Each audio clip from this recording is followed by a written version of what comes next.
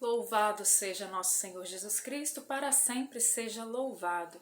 Rezemos juntos, meus irmãos, para encerrarmos hoje a segunda carta de São Paulo aos Coríntios. Hoje nós faremos 3 capítulos, capítulos 11, 12 e 13, e encerraremos assim essa segunda carta aos Coríntios. Então rezemos juntos, pedindo a graça do Espírito Santo sobre nós. Pelo sinal da Santa Cruz, livrai-nos Deus nosso Senhor dos nossos inimigos, em nome do Pai, do Filho e do Espírito Santo. Amém. Vinde, Espírito Santo, enchei os corações dos vossos fiéis e acendei neles o fogo do vosso amor. Enviai-nos, ó Pai, o vosso Espírito, e tudo será criado, e renovareis a face da terra. Oremos. Ó Deus, que instruíste os corações dos vossos fiéis com a luz do Espírito Santo, fazei que apreciemos retamente todas as coisas segundo o mesmo Espírito e gozemos sempre de sua consolação, por Cristo Senhor nosso. Amém. Então vamos lá para o capítulo 11 da segunda carta aos Coríntios. Paulo começa falando assim. Começa não, né? Paulo continua, porque a gente entende, né, que a Bíblia ela é dividida em capítulos e versículos para que a gente encontre as passagens com mais facilidade, né? Mas nós sabemos que aqui é uma sequência, né? Paulo não interrompe o assunto da carta. Continuando o assunto anterior da carta, ele diz: Oxalá suportasseis um pouco de loucura de minha parte. Ó sim, tolerai-me.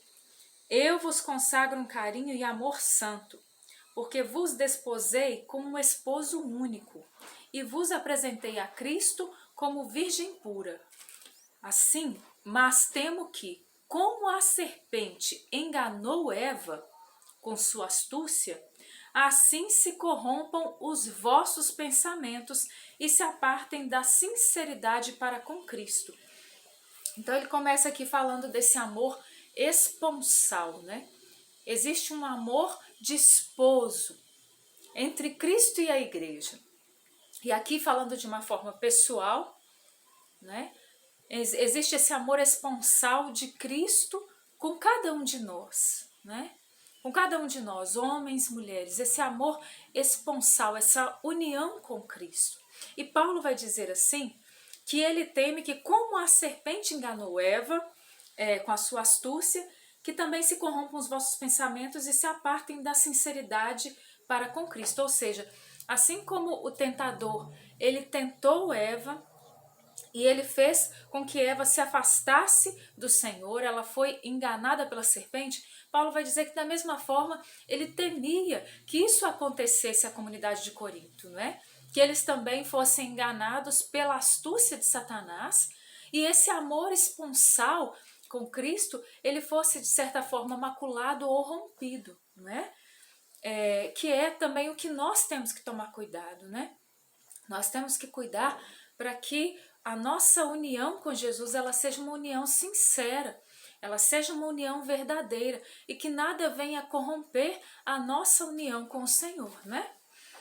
Ele vai dizer ainda, porque quando aparece alguém pregando-vos outro Jesus, diferente daquele que vos temos pregado, ou se trata de receber outro Espírito, diferente do que haveis recebido, ou outro evangelho diverso do que haveis abraçado, de boa mente o aceitais. Mas penso que em nada tenho sido inferior a esses eminentes apóstolos, pois embora eu seja de pouca eloquência, não acontece o mesmo quanto a ciência. É o que em tudo e a cada passo você tem manifestado. Então Paulo vai falar desses falsos apóstolos, ele vai voltar a essa realidade daqueles que vêm corromper a comunidade, né? Aqueles que vêm corromper a igreja, que trazem um Jesus falso, que trazem um evangelho falso, trazem uma pregação falsa, né? Que acaba ludibriando as pessoas. E nós ainda hoje, ou talvez hoje mais do que nunca, nós temos que tomar muito cuidado com isso, né? Para que a gente não se deixe levar pelo sopro de qualquer doutrina, né? Agora eu tive que rir, né, de Paulo falando aqui que embora eu seja de pouca eloquência, Se Paulo é de pouca eloquência, misericórdia, né? Nós estamos perdidos. Paulo é extremamente eloquente, mas ele não fazia esse juízo de si mesmo, né?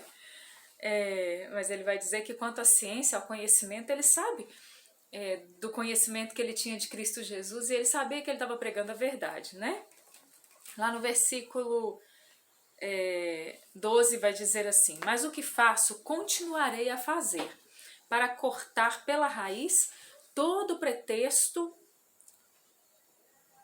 aqueles que procuram algum pretexto para se envaidecerem e se afirmarem iguais a nós.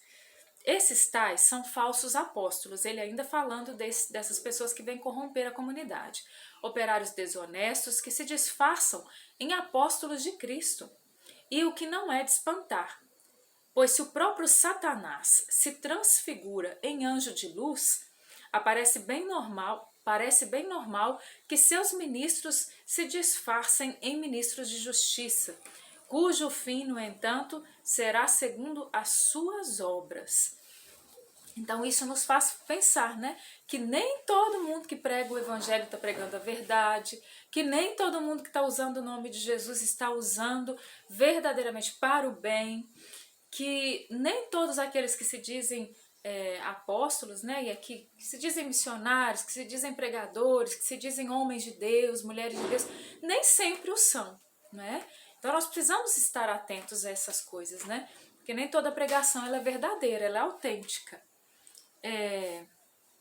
Lá no versículo 21, ele vai dizer assim: sinto vergonha de o dizer, temos demonstrado demasia fraqueza. Entretanto, de tudo aquilo de que outrem se ufana, falo como insensato, disso também eu me ufano. São hebreus? Também eu.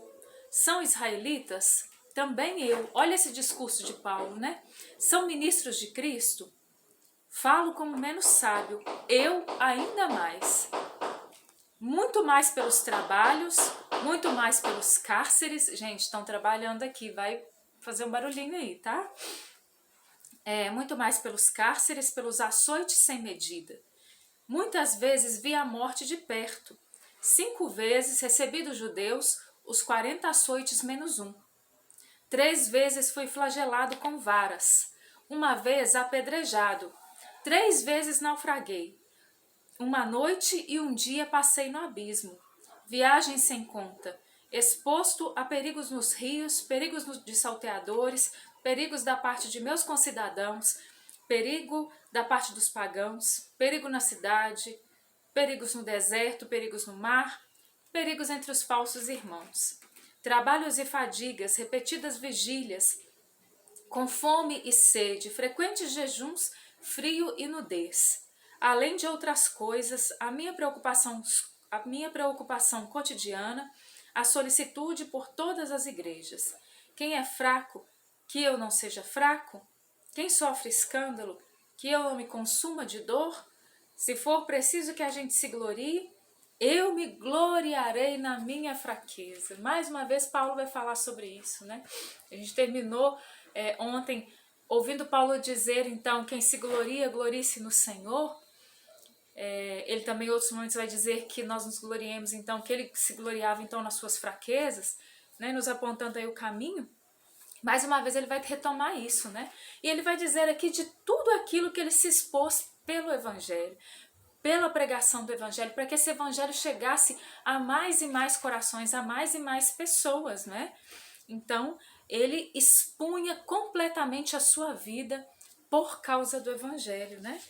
Então, é maravilhoso. Ele vai dizer no 32, em Damasco, o governador do rei Aretas mandou guardar a cidade, aí eu pulei 2 páginas aqui, gente, peraí. A página gruda. A cidade dos Damascenos, para me prender. Mas dentro de um cesto desceram-me por uma janela ao longo da muralha, e assim escapei das suas mãos. Geralmente nos filmes, né, de São Paulo a gente vê essa cena, é bem interessante, eles colocam Paulo dentro de um cesto e descem ali por uma grande muralha, eles descem Paulo no cesto para que ele possa sair ali daquela cidade de Damasco. É bem interessante isso, né? Então ele dizendo de tudo isso que ele se expôs. Agora o versículo 12 vem demonstrar algo profundo, né? As experiências místicas de Paulo, né? Experiências profundas com Deus, experiências sobrenaturais com Deus, né? Ele vai dizer assim: importa que eu me glorie? Na verdade não convém. Passarei, entretanto, as visões e revelações do Senhor. Conheço um homem em Cristo, ele estava falando dele mesmo, que há 14 anos foi arrebatado até o terceiro céu. Se no corpo, não sei. Se fora do corpo, também não sei. Deus o sabe. E sei que esse homem, se no corpo ou fora do corpo, não sei, Deus o sabe, foi arrebatado ao paraíso e lá ouviu palavras inefáveis que não é permitido a um homem repetir. Gente, uma experiência mística profunda de Paulo, que foi levado ao paraíso, diz ele, e lá ouviu palavras inefáveis, né? E por isso a pregação de Paulo é tão entranhada e a vida de Paulo é tão dinâmica, porque desde a experiência do caminho de Damasco, e não é disso aqui que ele está falando aqui de outra experiência, mas desde a experiência pessoal com Jesus, a vida de Paulo foi consumida pelo Evangelho, não é? E nós podemos nos perguntar, e o que foi que o meu encontro pessoal com Jesus gerou na minha vida? Será que eu tenho consumido a minha vida pelo Evangelho? Ou eu ainda ando distraída com as coisas desse mundo? Nós precisamos nos perguntar, né? Porque nós precisamos estar prontos até mesmo a dar a vida como Paulo estava. Nós precisamos estar prontos a ir até o fim com o Evangelho. Não é pra gente ficar lutando pelas coisas aqui desse mundo não, gente. Porque não vale a pena. Digo para você, não vale a pena. Às vezes você larga Jesus por causa de tantas coisas, ou você deixa Jesus em segundo plano por causa de tantas realidades, não é? Não vale a pena, porque as coisas desse mundo vão passar. E a nossa alegria vai ser estar eternamente com Jesus no céu. Então nós precisamos trabalhar para isso, né?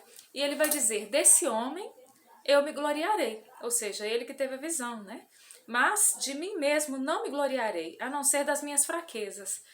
Pois ainda que me quisesse gloriar, não seria insensato, porque diria a verdade. Mas abstenho-me para que ninguém me tenha em conta de mais do que vê em mim ou ouve dizer de mim. Então ele era um homem muito humilde também, né? Existia uma humildade no coração de Paulo, embora ele fosse ali, como eu disse, sanguíneo e ele dissesse as coisas dessa forma, isso não significa, né, que ele não era uma pessoa humilde. Na verdade, ele tinha aniquilado, porque ele era uma pessoa muito inteligente, ele tinha muito conhecimento dentro da realidade judaica, né, ele era um homem estudado e ele, então, abre mão de tudo isso, né, e ele aceita ser fraco com os fracos, como ele vai dizer tantas vezes, né. Demais, para que a grandeza das revelações não me levasse ao orgulho, foi-me dado um espinho na carne, um anjo de Satanás para me esbofetear e me livrar do perigo da vaidade, né? Ah, gente, ser esbofeteado para livrar a gente da maldade de vez em quando é bom mesmo. Vamos levar uns... Na palavra de Deus, não, né?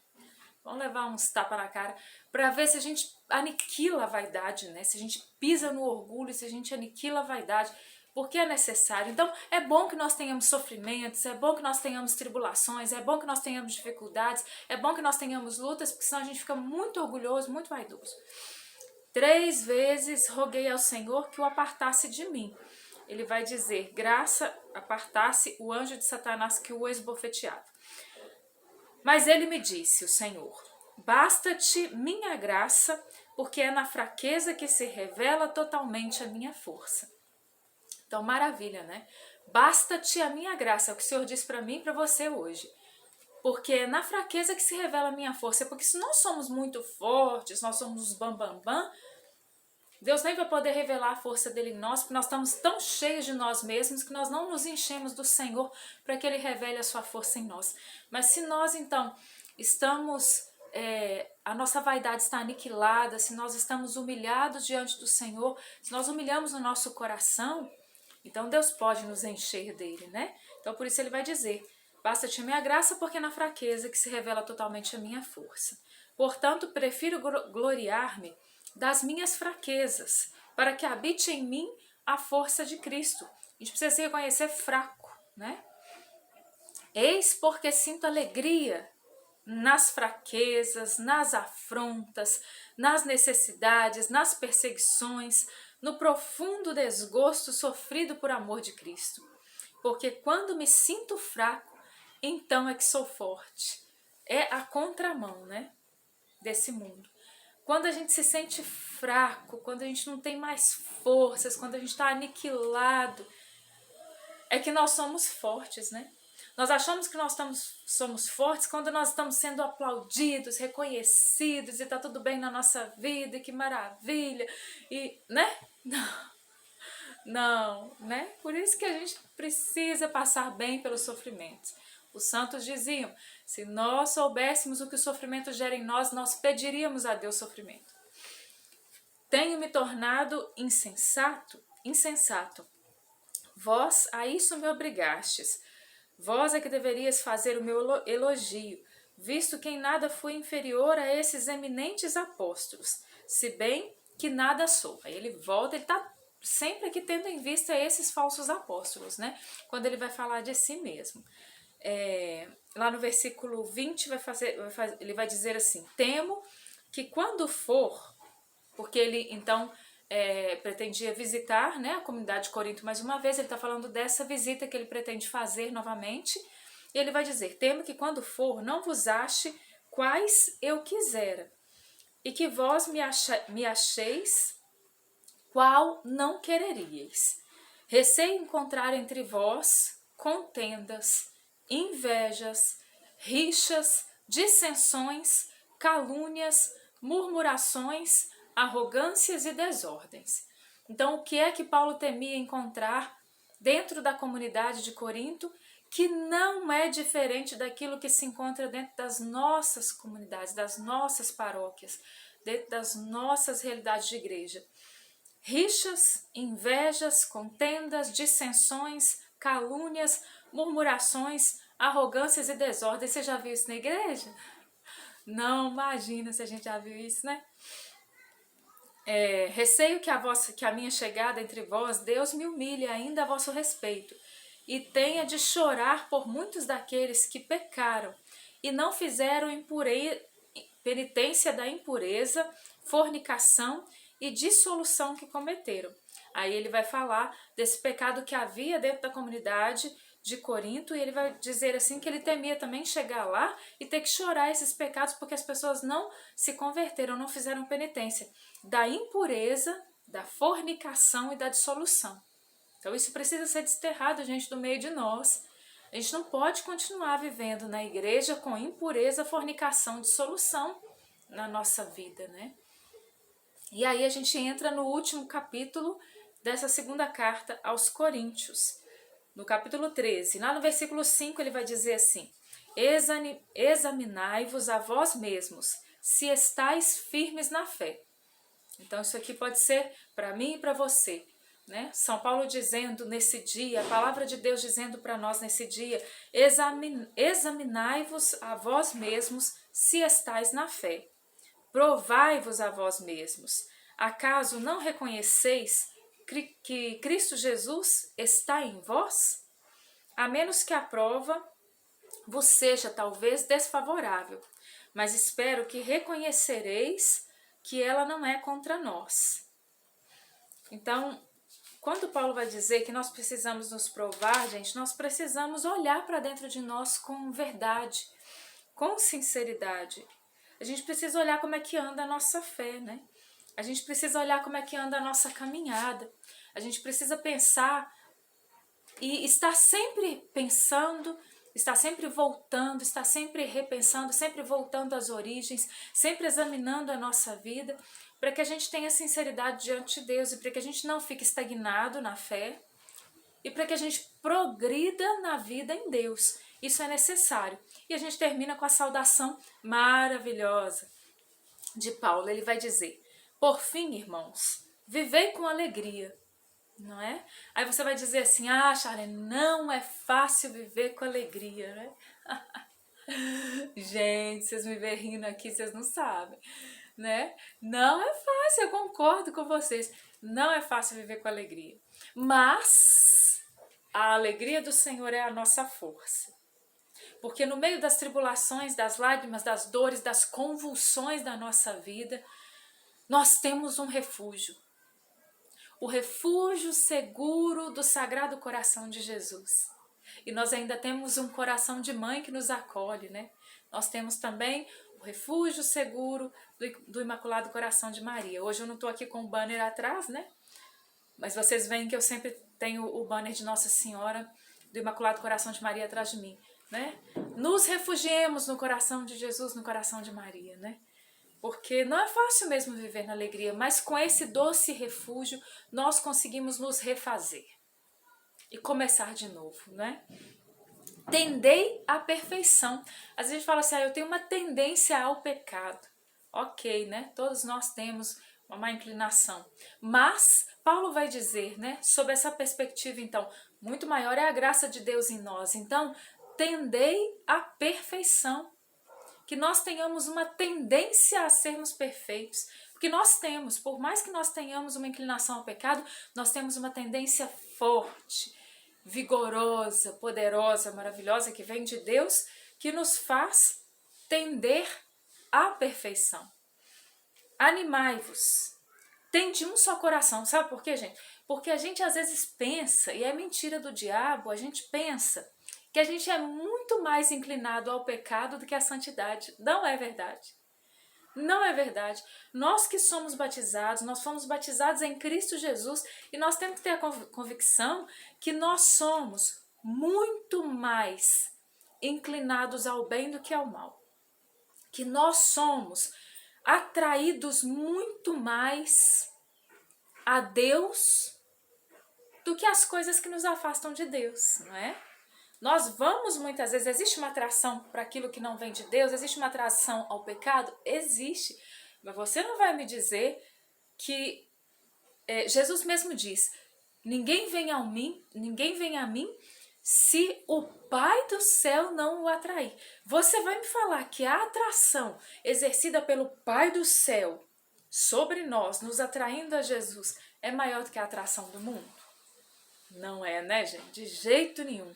Né? Então, Deus é muito mais forte, muito infinitamente mais forte. Então, nós nos deixamos arrastar ao mal pela nossa má inclinação, mas porque nós também não fazemos muita força também, né? Às vezes. Tendei à perfeição. Animai-vos. Tende um só coração. Vivei em paz. E o Deus de amor e paz estará convosco.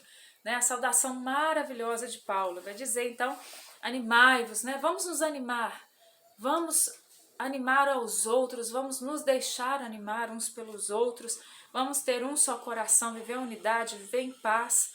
E o Deus de amor e paz estará conosco, né? Se nós queremos viver com o amor e com a paz que vem de Deus, que a gente também vive em paz uns com os outros, né?